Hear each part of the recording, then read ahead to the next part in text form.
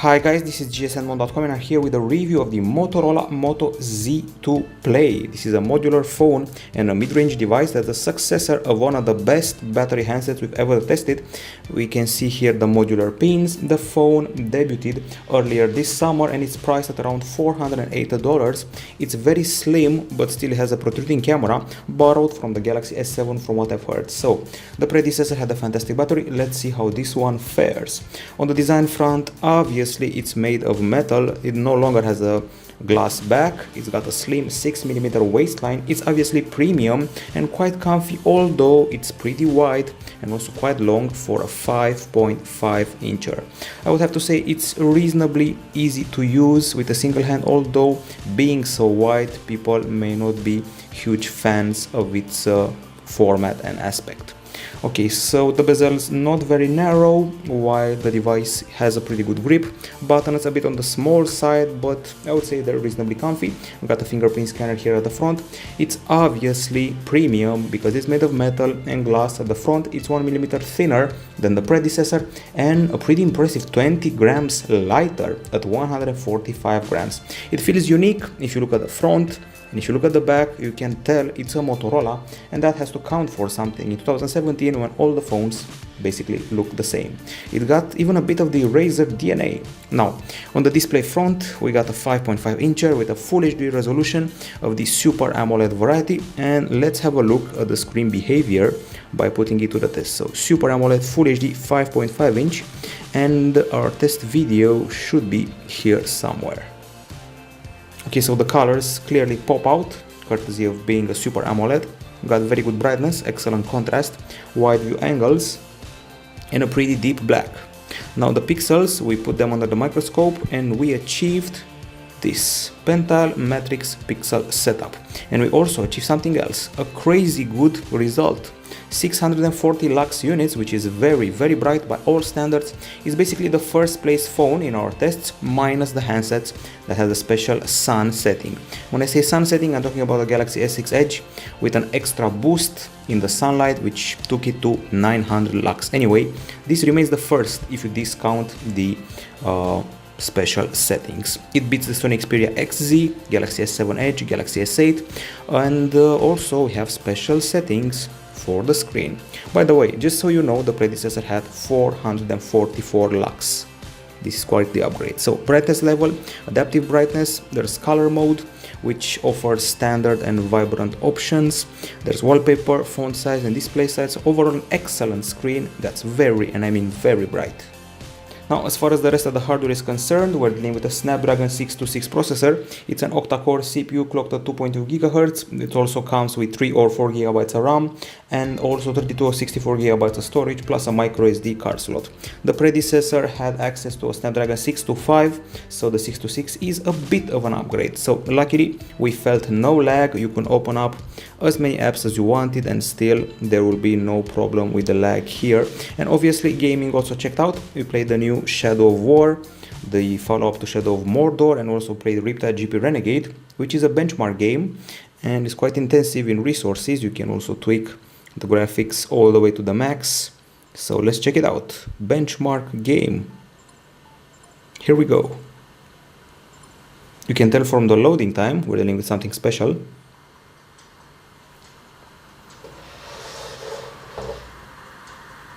Okay, it has loaded.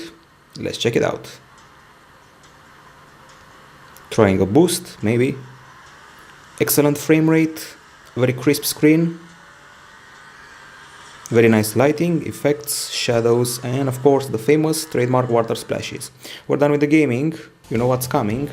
The benchmarks. We have those right here, and boy do we have a lot of screenshots. Now I have to mention some things. So we got the usual benchmarks like Quadrant, Antutu and so forth. In Quadrant we beat the Sony Xperia Z3 and the LG Nexus 5X, but scored below the Huawei P10 Lite and the Galaxy S5. Now in Antutu, which I usually have trouble finding, here we scored above the Motorola Moto G5 Plus and above the Asus Zenfone 4, but also below the Huawei P9 and Sony Xperia X Compact. We also did a 3D Mark test. And the 3D Mark Slingshot Extreme, if I'm not mistaken, should be here somewhere. a lot of benchmarks, folks, so you can get lost among them. So, well, in that test, you should know that we were able to achieve this score, which means we basically surpassed the Motorola Moto Z Play, Xperia XA, but score below the Sony Xperia XA1 and Galaxy A5 2017. Now, a thing that shocked me was how cool this phone can remain, even though it's very slim. So imagine you have a lot of processing power inside, and in spite of that, you stick to 28 degrees Celsius. Even after running Riptide and GFX Bench. That's crazy. Not even 30 degrees for such a slim phone. That's very impressive in my book. Now anyways, time to talk about the battery. While the predecessor was a monster in the battery area with a 3510 mAh, well, this one has a 3000 mAh battery, which also has special turbo power fast charging. Now let's see how we did in our tests. We usually do a continuous HD video playback test, and then we also do a PC Mark test. And in the playback test we achieved 12 hours and 54 minutes of continuous playback time, basically one full season of Netflix with zero problems. We surpassed the iPhone 7, the Huawei P10 Plus, but scored below the Huawei Mate 9 and the Motorola Moto Z Play, and it's crazy 18 hours. Sadly, PC Mark would not run on the device, curiously, just like the Motorola Moto G5 Plus. Anyways, I would estimate somewhere around 10 hours, which is quite good. Speaking of quite good, the charging of the device is done in 1 hour and 39 minutes, which is actually the equal of the Galaxy S8, and not bad. With 50 minutes of charging you're at 28%, with 30 minutes of charging you're at 53%, and in my book, that's solid. We got the battery saver feature here, we got battery optimization, and now let's proceed to the acoustics.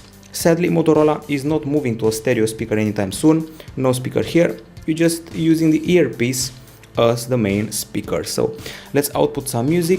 We got a stock equalizer, by the way, and the tunes go like this.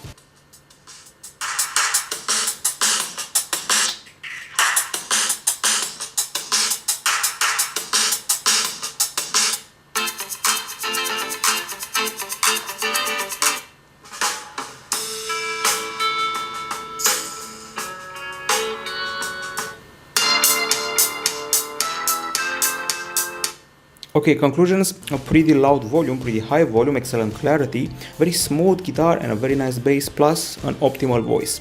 We do have FM radio, we do not have bundle headphones, and here we also did some decibel meter tests, so let's check them out. So we achieved 86.7 decibels, which is quite okay. This happens at the front and top side, and this beats the Galaxy Note 8 and the LG G6, but scores below the Sony Xperia XA somehow. We did another test, and there we achieved 71 decibels, which happens at the back when the front is covered. The core one, it's still the multimedia one. We play the game Riptide, achieved 91.4 decibels.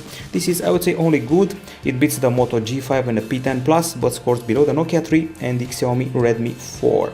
So we also have a special option in the setting. It's called Power Up Sound, and it gives an extra kick to the sound. Now it's time to discuss the camera. So at the back we have a slightly protruding 12 megapixel shooter with f1.7 aperture, and also with dual pixel technology. There should be laser focus here somewhere, face detection, autofocus, dual LED flash, 4K video capture, and someone told me this is actually the same sensor as the Galaxy S7, or maybe a relative of it.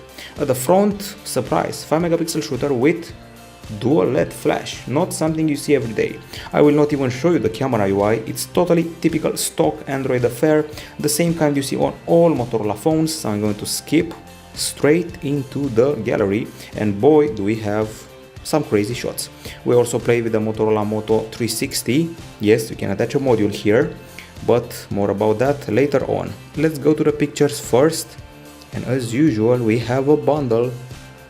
So here we go. Started off with a few landscape shots, not half bad.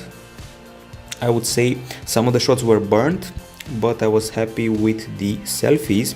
I'm talking about the skin texture, the brightness, and at first I wasn't exactly truly happy with the selfies. I thought the background was a bit blurred and burnt, but they grew on me actually, and when we came out of the ambiguous area of the shadows and the sun, I was actually content with the result. So pretty good close-ups, but you really have to take a few shots to achieve a proper close-up. When you zoom in, you lose some details, and even if you see a landscape shot on your PC and zoom in, well, you will certainly lose details because it's a 12 megapixel camera in the end. And while I was happy with the clarity and the colors, every once in a while I wanted a bit more. Some of the shots were a bit burnt, the dynamic range was a bit exaggerated at times, so if you have a darker area in the foreground, brighter in the background, there will be some problems.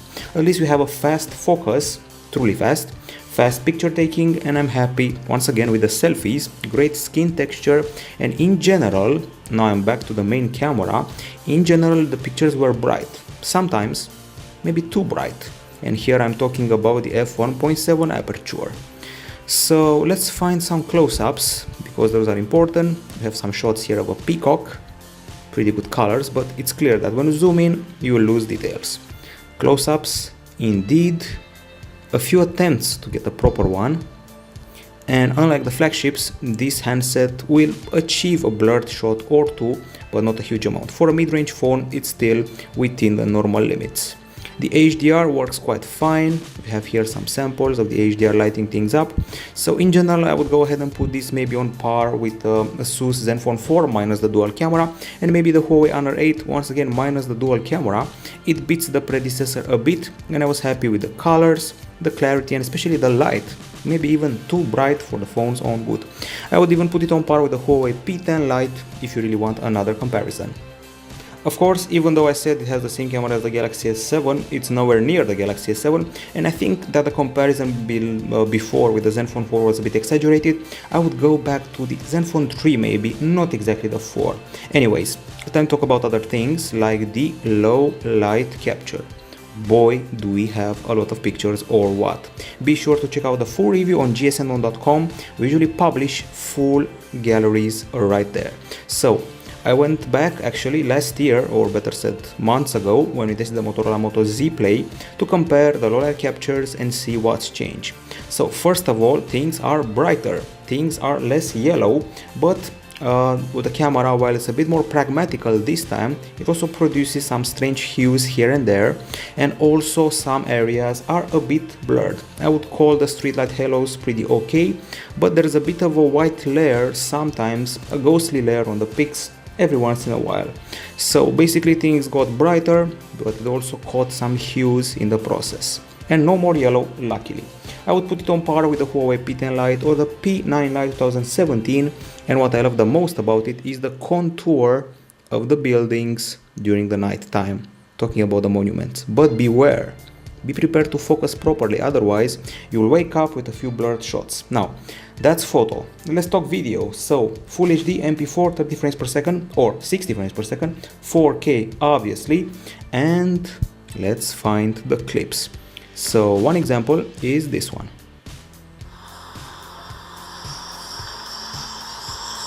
You can actually hear my headphones blaring, those Apple AirPods blaring music. Pretty nice exposure change, solid colors all around, good clarity. Every once in a while you notice that the sky will be burnt, will be turquoise or white instead of blue. That's a problem, so dynamic range may be a problem here. The focus is actually excellent. It's the focus that led me to believe we're actually dealing with the Galaxy S7 camera. Not that good of a stabilization, not very impressive, just it's there kinda in electronic fashion. Will not break any records.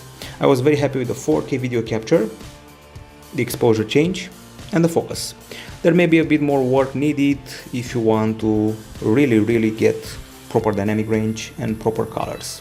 And the details in the distance, if you look at the trees, for example, you will see that they're not very clear. You cannot see the leaves clearly on the PC. So it's also less shaky than the Moto Z Play, the predecessor, and it's once again on the level of ASUS Zenfone 3 and maybe an older last-gen Huawei phone. It's a bit below the Galaxy A5 2017, although that one actually burned the images a bit. Now, you ask me how the video is looking during the night time. Here we go. Things are flickering a bit, so once again stabilization not the best. Big streetlight halos, lots of yellow, but the brightness once again okay thanks to the f1.7 apertures. If you zoom in, forget about it because you will lose details. Looking back at the recently done review of the Zenfone 4, I would say they both have the similar problem of the low light capture, although this one somehow keeps the details a bit better. And I also find the Huawei P10 Lite to be superior in nighttime capture. This one, when panning, will sometimes create a special motion blur, which is a problem. Now we're done with the camera, time to talk browser. And browser here is Chrome, which doesn't produce very good benchmarks in SunSpider or Velamo. Expected a bit more, as you can tell. Taking a while to load. Still loading. Pretty smooth scrolling. Virtual keyboard. I'm going to use swiping around to write hello with swipe. Okay, so that's about it. Browsing and input. On the connectivity front, you get single SIM and dual SIM versions. You get an USB Type-C port at the bottom. There is an audio jack, nano SIM card slots, of course, 3 microphones. There's NFC, there's GPS, GLONASS, Wi-Fi AB, GN, AC, dual band, 4G LTE in 19 bands, Bluetooth 4.2. And the calls were very loud and clear. I actually enjoyed the noise cancelling here. And let's check out the speed test. So these are the results we achieved. I would say they're crazy. On 4G we got up to 170 megabits downloads, 45 megabits uploads, and on Wi-Fi 108 and 25. These are excellent results, especially for a mid-ranger. Now we have reached the OS and UI front. It's typical stock affair. It's Android 7.1.1, Android Nougat with minor Motorola customization. So Google Now, leftmost home screen, carousel multitasking, and you can touch and hold the window to create a bit of a split screen action, so you can view photos at the same time with the music, and that's split screen in a nutshell. Other than that, you can keep tap on the screen. These are the widgets. You can change wallpapers.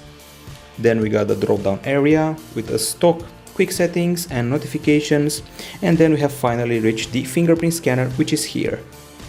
And I would say it's quite snappy. You don't have to believe me. Security and fingerprint. Next. Pin. No thanks. Here we go.